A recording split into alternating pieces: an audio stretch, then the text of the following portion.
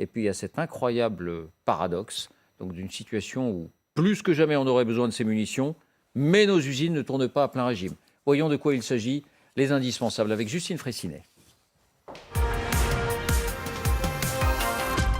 Bonsoir Justine. Bonsoir David, bonsoir à tous. D'abord, fixons bien les choses. Quels sont ces besoins de l'armée ukrainienne? Combien l'armée ukrainienne tire-t-elle d'obus? Prenons l'exemple des obus. Combien tire-t-elle d'obus par jour? Eh bien, en ce moment, sur les 750 km de front, l'armée ukrainienne tire chaque jour entre 6 000 et 7 000 obus, chiffre fourni par des hauts responsables américains. Petit calcul, cela représente autour de 200 000 obus par mois. C'est énorme, aucun conflit récent n'a englouti de telles quantités de munitions. Face à cela, que représente aujourd'hui la production des pays occidentaux? Eh bien, si on prend le calibre standard de l'OTAN, le 155 mm, qui alimente notamment les canons César et les HIMARS, les Américains en produisent environ 20 000 par mois. La France, via l'entreprise Nexter, en produit environ 4 000 par mois. L'Allemagne, via l'entreprise Rheinmetall, en produit 5 à 6 000 par mois. Le calcul est vite fait. Si on ajoute tous ces pays, on plafonne à 30 000 par mois. Il faudrait effectivement multiplier cette production par 6 ou par 7 pour tenir le rythme de l'armée ukrainienne. Et donc le grand paradoxe, c'est qu'on se dit on est au maximum de notre production. On ne peut pas aller plus loin. Eh bien non. Les usines, pour certaines, pour beaucoup, tournent au ralenti. Oui, c'est ce que pointe notamment le journal Le Monde sous la plume de Sylvie Kaufmann. Effectivement, on peut le lire dans cet éditorial. Nos usines d'armement ne tournent pas à plein régime. Écoutez justement les détails de Sylvie Kaufmann.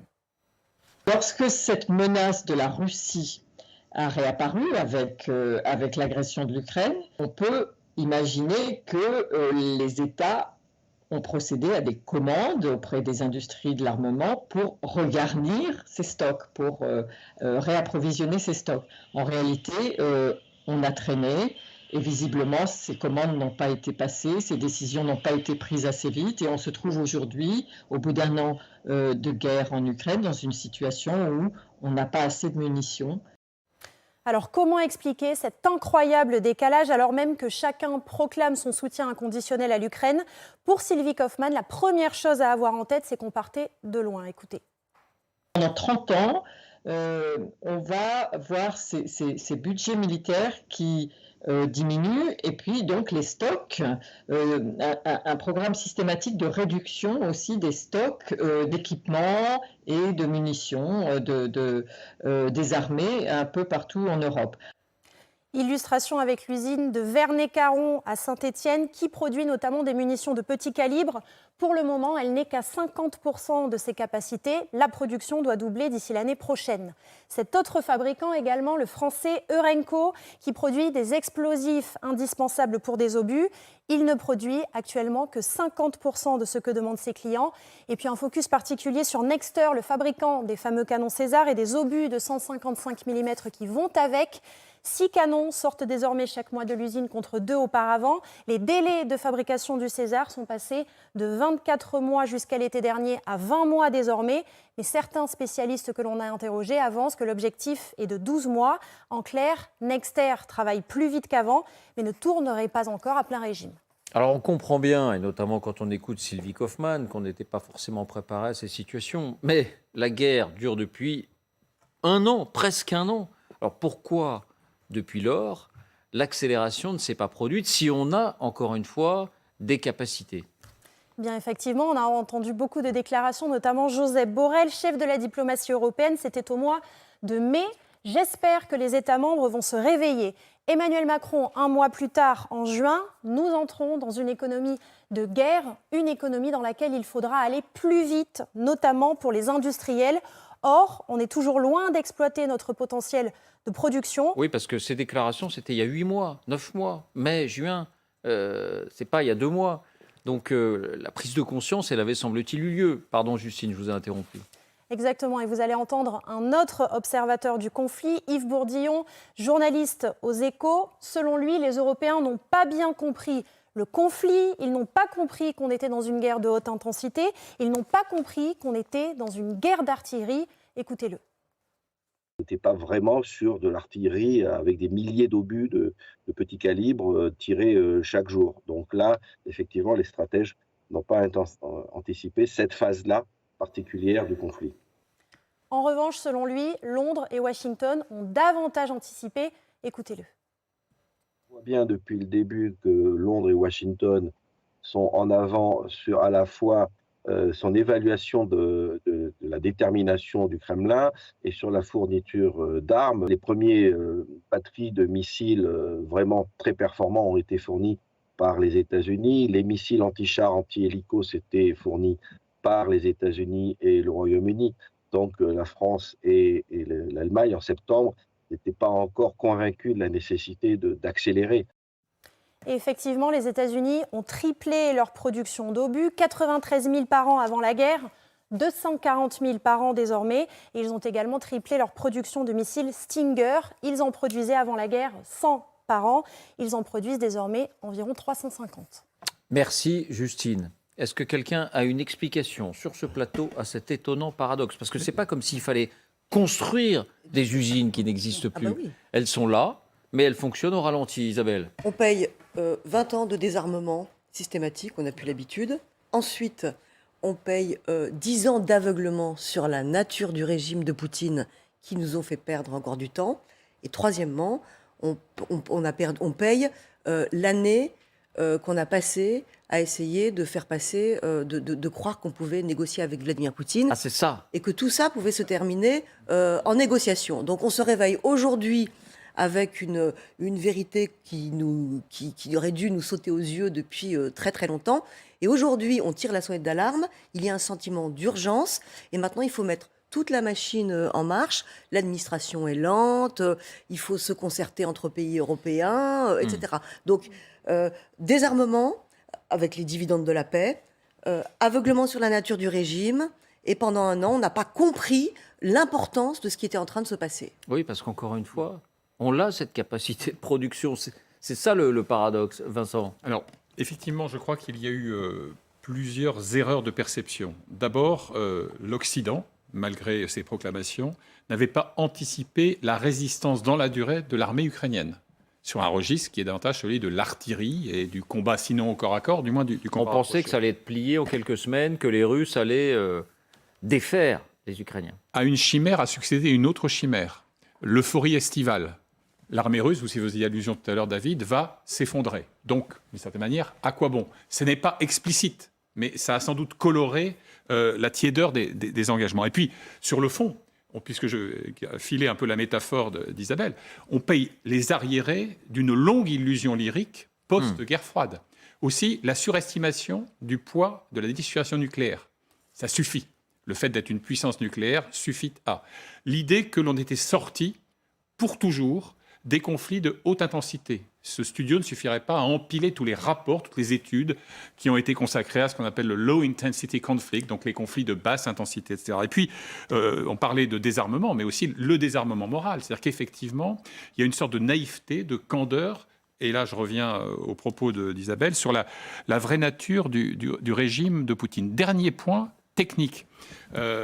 Pierre Schill, le chef d'état-major de l'armée de terre, a reçu, voilà quelques jours, c'était mardi, les membres de l'association des journalistes de défense. Et sur le cas précis de Nexter et de César, donc Nexter, cette société qui est installée à Bourges, dans le Cher, il dit, et je le cite, la capacité à l'instant T en obus de Nexter est à son maximum. Et quant au César, il dit, lui, qu'on en produit à un rythme de 4 par mois aujourd'hui, 6 par mois, disait-on à l'instant, mais à l'horizon décembre 2023. Et il faudra attendre mi-2024 pour arriver à 8 par mois. Donc on voit bien que, oui, la capacité, elle est là.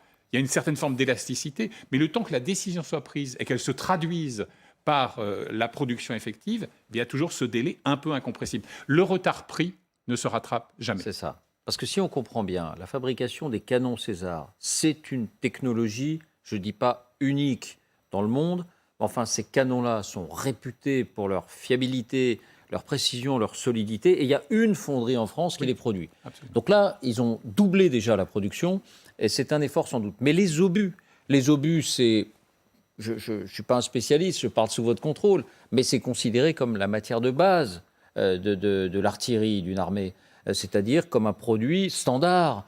Et donc là, on comprend mal, on ne comprends pas, en revanche, comment on n'arrive pas à produire à plein pot, à plein régime. L'œil du militaire. Au-delà des raisons qui viennent d'être données, qui sont tout à fait justes, en termes de désarmement structurel, de désarmement moral, au-delà de l'aspect sans doute vis-à-vis du régime de Poutine qui a été mal vu, en fait, toutes ces industries, elles ont besoin de commandes. S'il n'y a pas de commandes, ils ne fabriquent pas. Donc on peut dire on passe en économie de guerre, mais si personne ne commande, ce n'est pas l'industriel qui va payer lui-même sur ses deniers l'ouverture d'une deuxième chaîne de construction ou qui va, recruter des ouvriers supplémentaires ou des ingénieurs supplémentaires. Mais pardon Christophe, c'est encore plus accablant parce que là on se demande l'État, quand on entend les déclarations, c'est on y va à fond. Donc pourquoi l'État ne passe pas commande au nom de l'Ukraine ? L'État n'a pas payé jusqu'à présent. Donc quand vous allez voir Nexter, quand vous allez voir tous nos fabricants d'armes, ils vous disent mais attendez, moi j'attends les commandes. Si je n'ai pas de commande, je ne vais pas fabriquer, que ce soit du Rafale, du char, du canon ou de l'obus. Vous savez qu'en France, par exemple, en termes de poudre, parce que dans un obus, il y a de la poudre, qu'est-ce que fait aujourd'hui la société qui produisait de la poudre ? On n'en produit plus beaucoup. Donc on n'est même plus... On en apporte d'Australie. On apporte d'Australie la poudre. Donc on ne fabrique même plus la France. Parce qu'on s'est désindustrialisé. Parce que c'est sale. Mais non, parce que c'est d'autres qui fabriquent et on achète à d'autres la poudre que l'on fabriquait autrefois en France. Comme on fabrique plus de Doliprane. L'armée française achète 10 000 obus par an. 10 000 obus par an. Et là, d'un seul coup, il faudrait passer à 200 000, voire plus. L'armée américaine, je crois, est capable de monter, pas l'armée américaine, l'industrie américaine est capable de monter à 40 000 obus par mois. Donc fois 12, mais on n'arrive même pas au volume utilisé par mois sur le théâtre ukrainien. Donc vous imaginez bien qu'aujourd'hui, d'abord, il n'y a plus les stocks. Et pour recompléter les stocks des armées occidentales aujourd'hui, il faudrait plusieurs années. Donc en fait, on est dans l'entonnoir et on est au mauvais endroit de l'entonnoir. C'est l'endroit où ça se rétrécit vraiment. Et on se rend compte aujourd'hui de la réalité des choses, c'est-à-dire qu'on n'a pas assez d'obus, on n'est pas capable d'en fabriquer plus. Et déjà, pour en fabriquer, il faudra les commander. Donc on manque en particulier de matières premières, en l'occurrence pour l'obus, fabriquer la poudre, et puis le métal, d'après ce qu'on... Et on manque d'impulsion politique. Mais c'est là que c'est presque encore plus accablant, parce que si c'est l'impulsion politique qui manque, c'est-à-dire la commande publique, on commande des obus qu'on va ensuite donner. Ne tournons pas autour du pot. On va les donner à l'Ukraine. Il n'est pas question de les faire payer par l'Ukraine en ce moment. Si la commande publique, si cet acte-là n'est pas là, c'est encore plus incompréhensible. Jean-Claude. David, par rapport à votre question, dites comment a-t-on pu en arriver là ? Mais même depuis un an, c'est-à-dire, c'est une chose qu'on ait laissé tomber ça et qu'on ait perdu ça de vue pendant des années, mais depuis quelques mois, visiblement... C'est vrai, mais précisément... Il y a une certaine inertie. Il se pose, je ne suis pas certain que ce soit avec autant d'inertie, la question de l'anticipation est déterminante dans une stratégie. Ça n'est pas au moment où on prend une décision, la décision prise, elle ne s'exécute pas en 3 secondes. Il faut du temps, de la réaction. Le personnel, parfois, il faut du personnel formé, il faut des matières premières, il faut le temps de fabriquer, etc. Tout ça, ça prend du temps.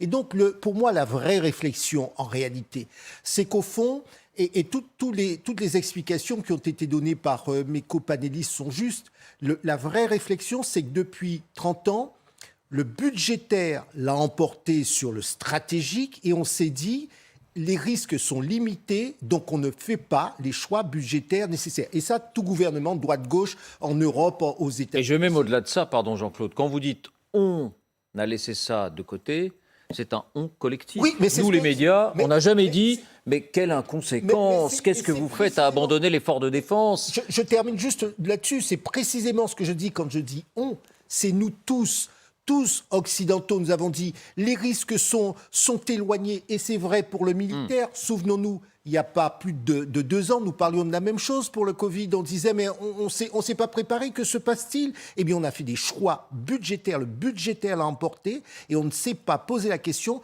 quelles étaient nos décisions stratégiques qui supposeraient que l'on y mette le prix qu'il faut. Après ce sont des décisions, des arbitrages à rendre, mais on ne s'est plus posé la question et donc on arrive au pied du mur. On ne peut pas fabriquer, enfin je parle sous votre contrôle mon général, mais c'est-à-dire que fabriquer en quelques semaines. Il faut considérer que d'une certaine manière, l'industrie d'armement, et on ne parle pas de matériel de pointe comme les canons César encore une fois, mais l'industrie d'armement de base, c'est aussi compliqué que ce qu'on entend par exemple sur l'industrie nucléaire, c'est-à-dire que parce que pendant 20 ans, on a laissé tomber plus ou moins le nucléaire, on était dans une logique de descente de réduction plutôt que d'investissement. Aujourd'hui, on a beaucoup de mal à relancer la machine parce qu'il manque des soudeurs, parce qu'il manque du matériel, parce qu'il manque du savoir-faire. C'est ça? Oui. Ça peut se comparer d'une Oui, certaine bien sûr. manière. Absolument. Bien sûr. Mais la France n'est pas la seule. Souvenez-vous de cette phrase retentissante du chef d'état-major de l'armée allemande, la Bundeswehr, au lendemain du déclenchement de l'agression russe. Il dit, je le cite, « La Bundeswehr que je suis appelé à commander est à peu près nue ». Et il a fallu donc cette guerre inattendue pour que Olaf Scholz se proclame ce qu'il appelle le changement d'époque, avec des investissements massifs. Mais on sait très bien que par rapport à l'Allemagne, il y avait aussi une inhibition historique qui était assez pesante. Donc je crois qu'il y a, si vous voulez, il y a cette idée que les dividendes de la paix étaient un processus irréversible. Qu'il n'y avait pas de régression envisageable vers la guerre massive, la guerre d'artillerie. Et voilà, on fait aujourd'hui cette... Et pardon de retourner le couteau dans la plaie. La La Grande-Bretagne. rencontre exactement les C'est mêmes encore problèmes. bien sûr. Et ces problèmes se sont amplifiés Encore pire. avec le Brexit. Et certains pays d'Europe centrale se sont complètement désarmés, n'avaient plus du tout d'armée. Isabelle, notre ami Bourdillon, des Échos semblait dire que Londres et Washington réagissaient avec un peu plus Ils réagissent plus notamment au niveau de politique. vivacité. Mais l'armée britannique n'est Mais plus ce qu'elle elle est était. exsangue. Enfin, je parle Elle est- sous le contrôle du général. Mais mais elle n'est plus. l'armée britannique. Même dans la relance, depuis quelques mois, Bien sûr. des munitions. Ça fait 20 ans qu'elle C'est descend. 85 000 comme hommes. ça. Et Bien sûr. quand Jean-Claude, quand vous parliez c'est le budgétaire qui a pris le dessus. C'est certains choix budgétaires qui ont pris le dessus sur la défense. C'est-à-dire qu'on a choisi dans nos sociétés, surtout en France, mais dans certains autres pays européens, on a dit que en ces temps de dividendes de la paix, où la guerre n'était plus concevable et où l'Europe allait pour toujours vivre en paix, l'effort, la priorité, le budget devait se concentrer sur les dépenses sociales. Et donc maintenant, on est passez-moi je suis obligée de le dire comme ça, on est vraiment dans la merde. Parce qu'on est face à un choix absolument cornélien. C'est-à-dire qu'un pays comme la France, endetté comme on l'est, n'a pas les moyens de fournir l'effort de défense qu'il faudrait pour se réarmer et récupérer notre niveau d'antan et pouvoir répondre de manière conséquente à toutes les crises qui nous menacent. Et je pense que celle d'Ukraine n'est que la première. Après, on risque d'avoir la crise iranienne et la crise Chine-Taïwan.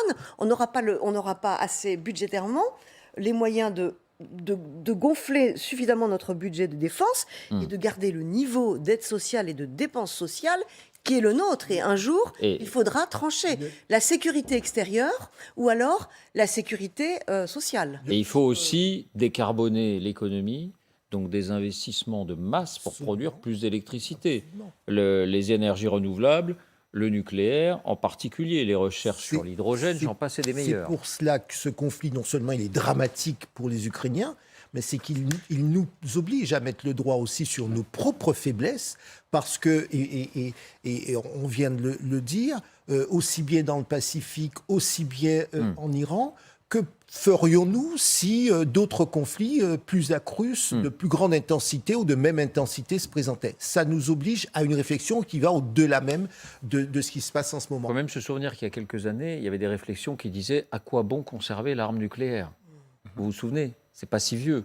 Est-ce que c'est pas une dépense inutile? Alors qu'aujourd'hui, en fait, on se retranche derrière l'arme nucléaire pour effectivement réduire la masse. Or, on se rend compte à travers cette guerre qu'on a besoin des deux en réalité. C'est ça. Pendant longtemps, on s'est dit, puisqu'on a l'arme nucléaire, on n'a pas moins besoin de l'armement conventionnel. On se rend compte que c'est une illusion. Il peut y avoir un conflit conventionnel avec un pays qui possède l'arme nucléaire. Ajoutons à cela un élément complémentaire qui est le culte de la technologie dernier cri. Le satellitaire, tout ce qui est vrai d'ailleurs, on le voit, les enjeux de l'espace. Donc il y avait une sorte de foi dans la technologie, la sophistication, qui pouvait nous conduire à faire l'économie des guerres d'hier. Or, ce que l'on voit aujourd'hui en Ukraine, c'est que c'est une guerre d'hier ou d'avant-hier, à certains égards, qui est menée. On va avancer, mais simplement, je voulais simplement vous poser la question, Isabelle. La technologie coûte beaucoup plus cher, pardon. Oui. Est-ce que la notion d'économie de guerre a donc un sens en France, ou est-ce qu'on se paye de mots? Je vous pose la question parce que quand on écoute Emmanuel Macron depuis quelques semaines, quelques mois, ça revient tout le temps, écoutez-le. Nous continuons de livrer tout ce que nous pouvons.